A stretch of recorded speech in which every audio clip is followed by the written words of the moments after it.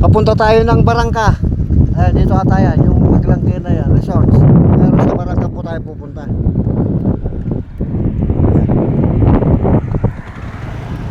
Pupuntahan natin yung pasyente natin. Bagong pasyente natin,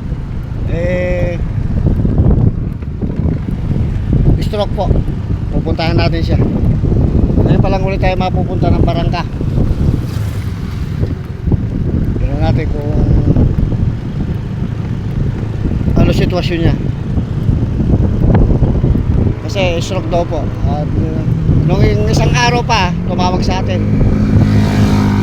Nagpapa-schedule. Ngayon pa lang po natin mapupuntahan. Ganda ng mga ako dito, talagang bukirin. Nakatanim na pala sila rito. Maganda palay dito. Doon sa dinadaanan natin nakita nyo na, puro damo yung palay. Dito maganda yung palay. Sa kalagitnaan ng Barangka.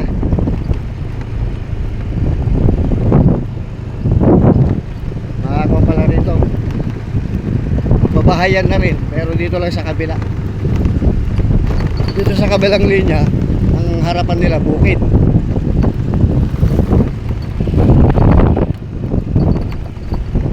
Malayo na ito guys. Kaya papalayo na tayo ng papalayo. Ito medyo may edad na rin po ng konti. At 16 na raw po siya. Kaya senior high na po. Ay senior high. Senior pala. Iba pala yung senior high. Pag senior high pala sa eskwelahan pala yun. Kumbaga tapos na ng high school. Sorry. Ganun talaga. Isa na yung nagkakamali.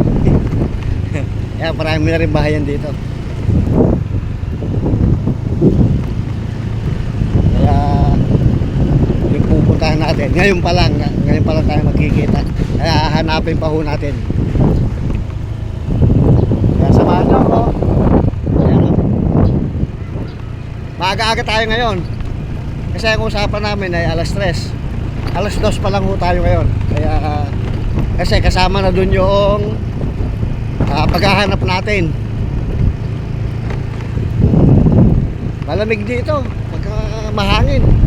Magandang mga pwesto. Ayan o. Ganda ano.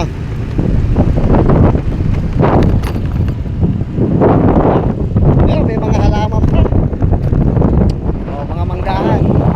Halaman pala rito. Manggahan ng tinawa. Maraming naman kayo. Sige guys, at para medyo mabilis-bilis tayo. Kita-kita tayo doon at makikita nyo rin yung ating pasyon. Sige po. Thank you.